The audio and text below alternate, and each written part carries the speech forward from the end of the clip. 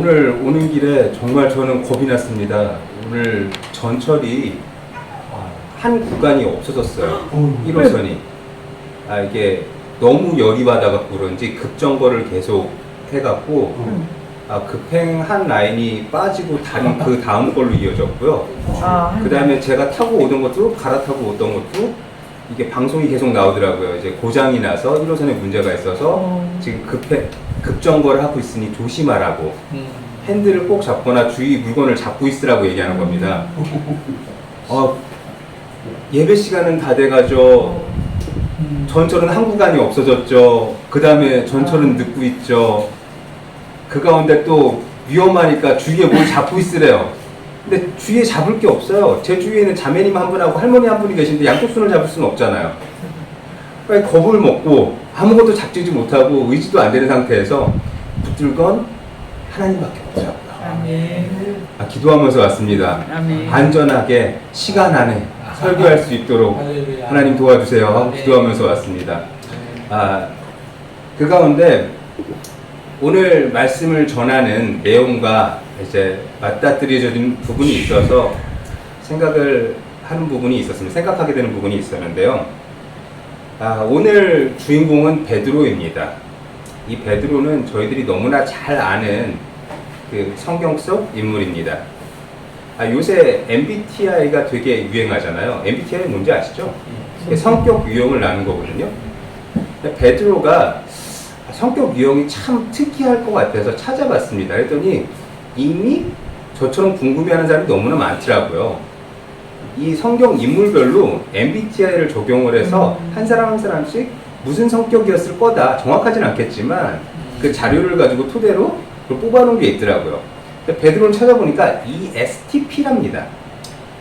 이 사람은 용감하고 카리스마가 있고 약함도 함께 가지고 있지만 심사숙고하지 못하다. 어디서 많이 듣던 것 같죠? 때론 충동적이고 행동지향적이다. 하지만 가끔 논리적일 때도 있다. 가끔입니다. 가끔. 그 다음에 소수의 사람들을 이끌 수 있는 리더십이 있다. 자발적이고 또한 위의 사람에게 복종할수록 안정감을 느낀다. 이 베드로의 캐릭터를 보면 참 만감이 교차하는 게 있습니다. 왜냐면 베드로의 내용 중에 이 사람이 했던 고백들이 너무나 많습니다. 주는 그리스도시요 살아계신 하나님의 아들이시니이다 하고 했던 고백은 정말 큰 칭찬을 들었고요. 너를 개바 반석이라 하리라. 네가 교회의 반석이 되리라. 교회의 주춧돌이 되리라 하고 말씀하셨어요. 정말 큰 칭찬을 들었거든요. 그런 베드로인데 가끔은 사탄아 물러가라 라는 소리까지 들었어요. 근데 참 이 사람이 푼순 게 굴하지 않아요. 굴하지 않고 예수님 앞에 다시 나와요. 오늘 내용도 제사장들에게 끌려가게 되었습니다. 제사장의 뜰로 갔죠. 뜰까지 쫓아갔어요. 집에 가서 그 바깥 뜰에 사람들하고 모여 있어요. 예수님이 끌려가는데 오늘 내용을 보면 벌찍이 거리를 두고 따라갔다고 해요. 아니 끌려가기 전에는 제사장의 그 종의 귀까지 자를 정도로 용감무쌍했잖아요. 끌려가시기 전에는 예수님 오게 가더라도 같이 죽더라도 나는 예수님과 함께 하겠습니다 라고 그렇게 얘기했던 사람인데 겁이 나서 멀찍이 떨어져서 한 발짝 물러나 지켜봅니다. 야, 이게 어떻게 될까? 어떻게 될까? 어떻게 될까? 겁내고 겁내요. 근데 이렇게 겁낼 수밖에 없는 이유가 있습니다. 이 베드로는 예수님을 살아계신 하나님의 아들이라 분명 고백했음에도 불구하고 본인이 생각하는 예수님과 예수님이 하셔야 되는 일은 너무나 달랐습니다. 제자들이 다 그랬어요. 이들은 예수님을 민족의 지도자로 봤습니다. 이스라엘을 로마의 통찰로부터 구해줄 우리로 치면 김구 선생님쯤으로 봤죠. 근데 이 예수님이 끌려가서 우리 이스라엘 민족 그 제사장들에게 사람들에게 우리 사람들에게 지금 죽게 생긴 거예요. 베드로는 가서 지켜보되 이제는 삶에 대한 욕구가 더 강해졌습니다. 생존 본능이죠. 그 생존 본능으로 첫 번째 사람이 그 여종이 물어봅니다. 너 예수랑 같이 다니던 사람 아니야? 난 아닙니다. 다시 한번 다른 사람이 물어봅니다. 너 예수랑 같이 다니는 거 내가 봤는데? 난 아니라니까요. 그러고 1시간이 지납니다. 되게 뻘쭘한 시간이었을 것 같아요. 분명히 난 아니라고 했는데 거기서 뜨지도 못해요. 도망가지도 못해요. 도망가면 그걸 인정하는 꼴이 되거든요. 그래서 도망가지도 못하고 그 자리를 지킵니다. 그 자리에서 다시 한번 누군가 묻습니다. 너 예수와 함께 다니던 자가 아니냐? 내가 맹세하건대 나는 아니야. 난 네가 무슨 말을 하는지 알 수가 없어. 그때 예수님과 눈이 마주칩니다. 영어 버전을 보면 Look straight to Peter입니다. Look straight은 바로 바라보다입니다. 직시하다, 바라보다. 고개를 돌려서 바라보시는 겁니다. 끌려가시는 와중에 이미 고초를 당하셨고 이미 모욕당하셨고 이미 매를 맞으신 상태에서 끌려가는 와중에 예수님께서 그 부인하는 베드로를 돌아보십니다. 때마침 세 번째 닭 우는 소리가 들립니다. 베드로의 심정이 어땠을까요? 예수님의 심정이 어땠을까요? 베드로는 애통을 합니다. 무너졌다는 거죠. 우리가 하나님의 얼굴을 구한다고 합니다. 그 얼굴을 바라본다고 합니다. 정말 좋은 상황에서는 모세처럼 하나님을 만나고 시내산에서 만나고 내려왔을 때 그 얼굴이 너무나 빛나서 사람들이 쳐다볼 수 없었습니다. 왜냐하면 그를 통해서 비춰지는 하나님의 모습이 있었기 때문입니다. 이 상황은 분명 그리스도시요 살아계신 하나님의 아들이라고 했는데 그 얼굴을 마주했는데 베드로는 무너지고 말았습니다. 이게 과연 잘못된 일일까요? 슬프기만 한 일일까요? 아프기만 한 일일까요? 거울은 자기가 없습니다. 비춰지는 대상이 있을 때 그 대상을 비추는 존재이지 거울 자체에서 뭐가 나오진 않습니다.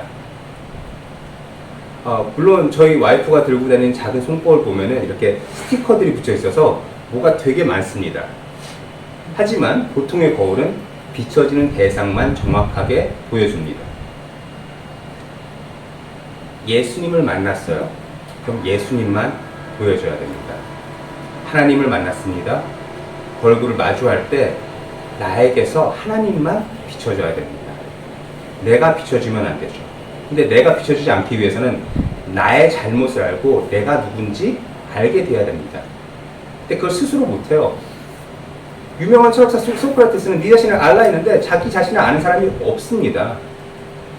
자기 자신을 자기가 제일 잘할 것 같은데 제일 몰라요. 남들이 얘기해줘야 당신 이래. 그때 알게 됩니다. 근데 기분은 되게 나쁘죠. 용서 못해요. 누가 나한테 당신 이래. 당신 이런 문제가 있어. 이런 건 고쳐야 돼. 라고 얘기하면 그렇습니까? 라고 저도 목사니까 좋게 받아들입니다. 보기에는 좋게 받아들이는데 마음속에서는 씨가 뭔데? 나한테. 속으로는 너무 화가 납니다. 그게 사람이에요. 사람을 마주할 때는 인정을 할 수가 없습니다. 내가 어떤 사람인지 나의 죄를 인정할 수 없습니다. 하지만 하나님을 마주할 때는, 그 예수 그리스도의 얼굴을 마주할 때는 나의 죄를 인정할 수 있는 것입니다. 그 죄를 먼저 인정할 수 있는 여러분과 제가 되길 원합니다. 아멘. 다른 사람들이 그를 알아보았을 때 베드로는 정말 부끄러웠을 것입니다. 부끄러웠을 것입니다. 왜 부끄러웠냐면 자기가 하려 했던 것이 무엇인지 알게 되었기 때문입니다. 무엇을 하려 했냐면 제자들처럼 예수님을 통해서 자기가 한 자리 하기를 원했습니다. 김구 선생님이 있으면 안청호 선생님 정도는 하고 싶었던 겁니다. 장군 정도는 하고 싶었어요. 장관 정도는 하고 싶었어요. 그런데 그렇게 유명해지고 싶은 마음은 있었는데 그렇게 되지 않았죠. 그렇게 되지 않고 어떻게 됐습니까? 끌려가는 예수님과 함께 죽을 상황에 처해졌습니다. 모든 걸 알매도 불구하고 아직도 그 마음이 남아있습니다. 내가 예수를 통해서, 이 교회를 통해서, 신앙을 통해서 이득을 얻어야겠다. 신앙을 처음 받아들일 때 옛날에 이런 분들 많았습니다. 교회 나오세요. 교회 나오시면 복 받습니다. 교회 나오세요. 교회 나오시면 부자 됩니다. 교회 나오세요. 교회 나오시면 자녀들이 잘 됩니다. 물론 하나님께서 축복해 주시고 또 쓰임 받음으로써 우리가 축복을 받을 수 있습니다. 하지만 그게 목적이 되어서는 안 됩니다. 이 비전교회는 목적이 있습니다.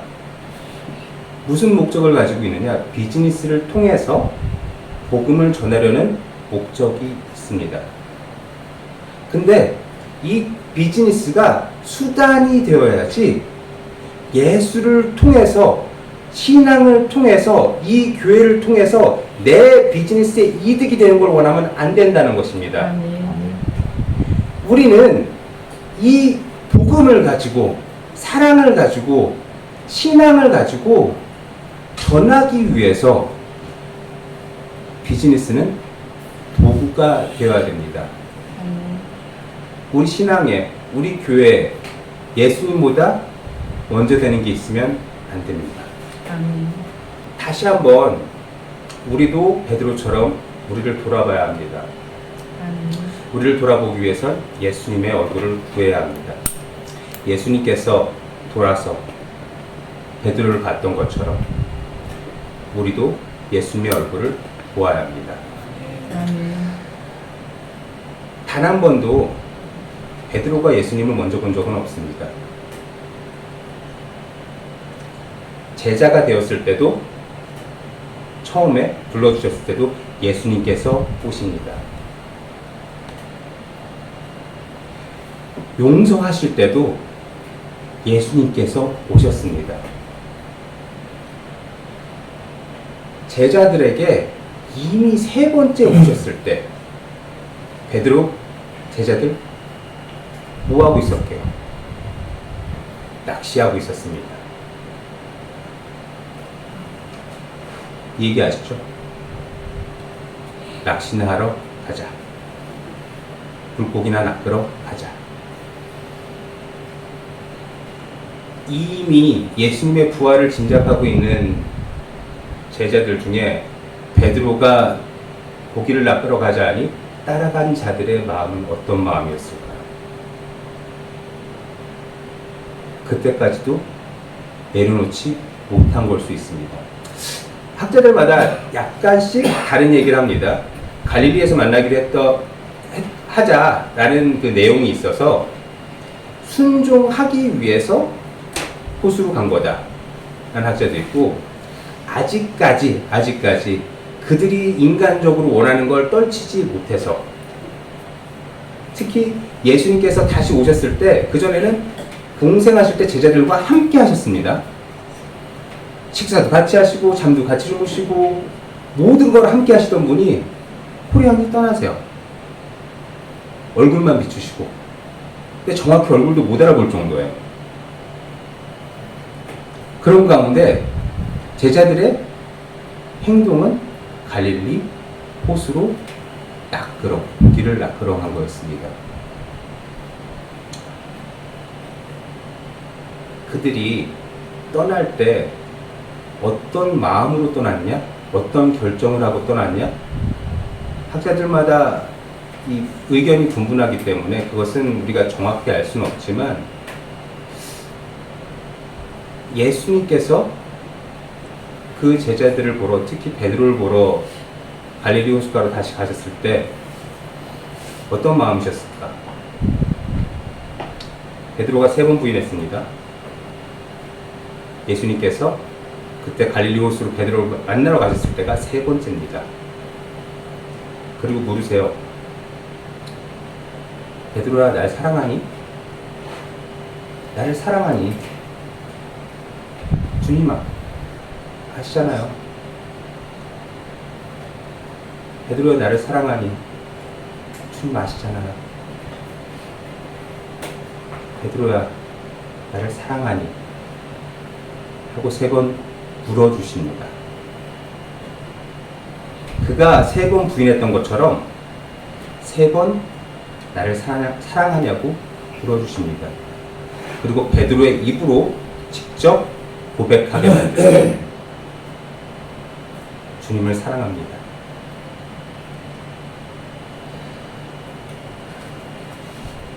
베드로는 다시 한번 예수님의 얼굴을 마주 대할 수 있었습니다. 나의 죄를 알게 될 때가 예수님이 돌아오셨을 때라면, 예수님이 다시 오셨을 때 그 얼굴을 마주할 때는 베드로는 변화되었습니다.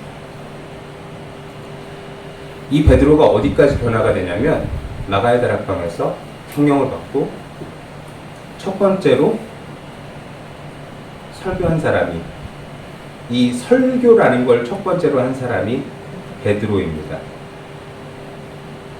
이 베드로는 예수님의 말씀과 같이 교회의 주춧돌이 됩니다. 그로 인해서 초대교회가 생성이 됩니다. 3,000명이 제자가 됩니다. 이 설교는 도저히 베드로가 할 수 있는 설교가 아니었습니다. 좀 전에 캐릭터 기억나시죠? 말 그대로 상남자입니다. 행동이 먼저 앞서고, 주먹이 앞서고, 칼이 앞서고, 어부 출신에 배운 건 없습니다. 그런 그가 요엘의 예를 들고 다윗의 예를 들어 예수님이 그리스도이심을, 메시아이심을 설교 한편으로 완벽하게 그들에게 증거합니다. 이건 베드로가 한 게 아니라 성령이 베드로의 입을 통하여 선포하신 것입니다.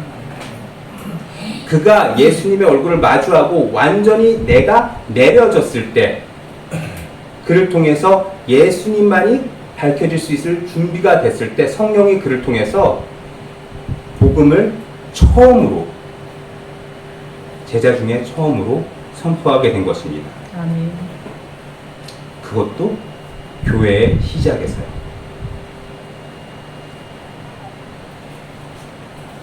이 베드로는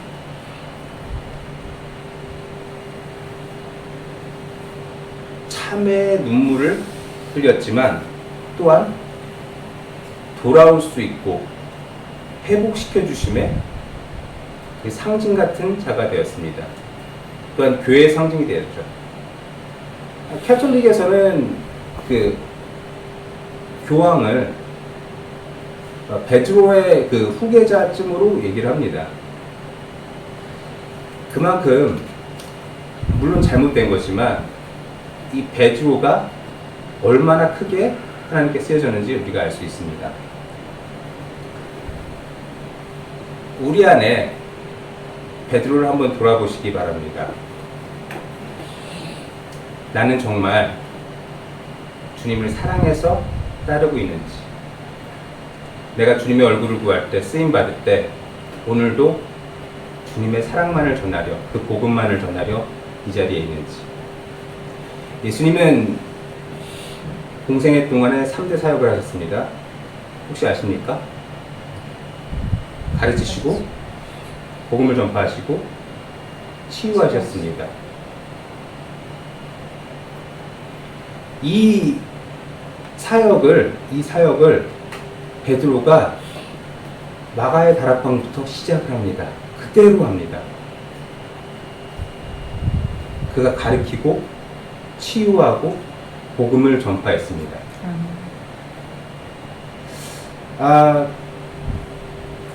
저도 좀 있으면 일본에 들어가서 이제 사역을 하게 되는데 우선순위가 뭔지 준비하려 합니다. 저 먼저 준비하려고 합니다. 전도를 위한 전도인지, 부흥을 위한 부흥인지, 교회를 위한 행정인지, 또한 제 커리어를 위한 움츠림인지, 솔직히 여러 생각이 머릿속에 있는데 다 내려놓고 아무것도 안 하고 한동안 기도만 하려 합니다. 말씀만 읽으려 합니다. 예수님의 얼굴만 구하려 합니다. 내가 가서 주님의 사랑을 전할 수 없고 복음을 전파할 수 없고 또한 내 안에서 내가 하는 행동에서 내가 쓰여지는 가운데 예수님의 사랑이 전해지지 않으면 무슨 소용이 있을까? 저도 말씀을 준비하면서 회개하게 됐습니다. 베드로가 애통하였다고요? 예수님은 오늘도 애통해 하십니다. 주님을 바라보지 않고 다른 것을 바라보는 나 때문에, 우리들 때문에. 주님의 얼굴 다시 보기 원합니다. 아멘. 예수님의 얼굴 다시 보기 원합니다. 아멘. 다시 쓰임받고 다시 주님만 사랑하는 그 가운데, 이 혼탁한 시대 가운데 진정한 제자 되어서 주님 말씀대로 사람 낚는 어부가 되어서 그들에게 복음을 전파하고 그들에게 말씀을 가르치고 그들의 아픔을 싸매고 같이 기도할 수 있는, 치유할 수 있는 여러분과 제가 되길 주님의 이름으로 축원합니다. 아멘. 기도하겠습니다. 하나님 감사합니다. 이렇게 쓰임받게 해주시니 감사합니다. 사는 가운데 하루에도 12번 주님을 떠날 때가 있었습니다. 다시는 주님께 돌아오지 않겠다며 발버둥 칠 때도 있었습니다. 내가 원하는 것과 하나님께서 원하는 것이 같지 않을 때 때를 쓰며 울며 불며 주님 정말 칼질까지 했습니다. 주먹질까지 했습니다. 소리도 질러봤습니다. 하지만 주님의 얼굴을 구할 때, 주님의 얼굴을 다시 배웠을 때 다 소용없었음을 알게 됐습니다. 주님, 이제 오직 주님께 순종하며 주님만 보여주기 원하오니 주님 사용하여 주옵소서. 아멘. 다시 한번 쓰여주기 원합니다. 아멘. 주님의 사랑을 전하기 원합니다. 아멘. 그 사랑 가운데 주님 복음 전파하는 가운데 기쁨을 느끼며 평생을 할 수 있게 하여 주옵소서. 아멘. 예수님의 이름으로 기도합니다. 아멘.